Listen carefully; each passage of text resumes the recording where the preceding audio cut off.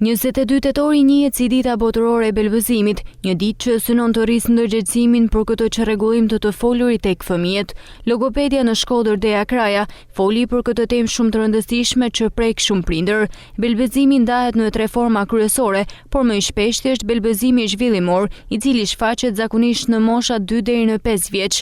Shkaqet e belbëzimit mund të jenë të ndryshme, përfshirë faktorët gjenetik dhe është vërejtur se prek më shumë djemtë se sa vajzat, tregon Kraja. Belbëzimi është një dëmtim i rrjedhshmërisë të folurit, i cili karakterizohet nga pauza të pavullnetshme, të cilat ndodhin në fillim, në mes të fjalës apo përsëritje e të gjithë tokfjalshit gjatë komunikimit verbal. Belbëzimin e ndajmë në 3 forma: është belbëzimi zhvillimor, belbëzimi neurogjenik dhe belbëzimi psikogjenik.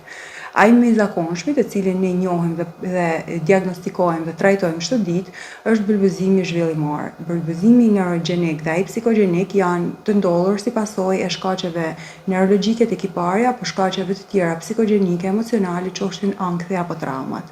Belbëzimi zhvillimor është ai i cili është ai trajtueshmi i cili prek kryesisht fëmijët në grup mosha 2 deri në 5 vjeçë dhe pastaj pas moshës 7 vjeçë fëmijët të cilët e shfaqin belbëzimin apo dëmtimin e rrjedhshmërisë të folurit mbesin si pjesë e diagnostikimit me belbëzimin si formë e çrregullimit të folurit. Belbëzimi zhvillimor shkaktohet nga arsye multifunksionale, një bazë të tyre janë shkaqet gjenetike, prek në një shpeshtim më të madhe djemtë se sa vajzat. Logopedia theksoi se edhe pse belbëzimi në moshën 2 deri në 5 vjeç mund të jetë pjesë e zhvillimit normal, kur ai vazhdon pas moshës 5 vjeç, duhet parë si shqetësim që kërkon vëmendje profesionale.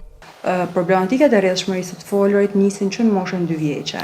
Po nga mosha 2 deri në moshën 5 vjeçe janë të zakonshme dhe jo gjithmonë të trajtueshme. Kjo edhe si shkak i mingarkesës së informacionit që fëmia ka dhe pa aftësisë së tij për ta artikuluar apo prodhuar të gjithë informacionin që ka. Pas moshës, gjatë kësaj periudhe, kemi edhe momente ku fëmijët e rishfaqin dhe e largojnë në mënyrë vetë, e rikorrigjojnë vetë ata. Ndërkohë, në momente që belbëzimi nis të instalohet, kur edhe nis të rikthehet, atëherë duhet nisim të shqetësohemi.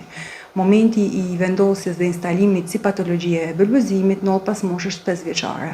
Trajtimi i hershëm është ky që për të shmangur që belbëzimi të bëhet i qëndrueshëm dhe të ndikojë në vetbesimin e fëmijës. Duhet specifikuar që belbëzimi nuk shërohet apo trajtohet, ai menaxhohet. Fëmijëve apo adultëve i mësohen teknikat e duhura për menaxhimin e belbëzimit në situatat e tyre me ngarkesë të caktuara emocionale, qofshin të emocione pozitive apo emocione negative.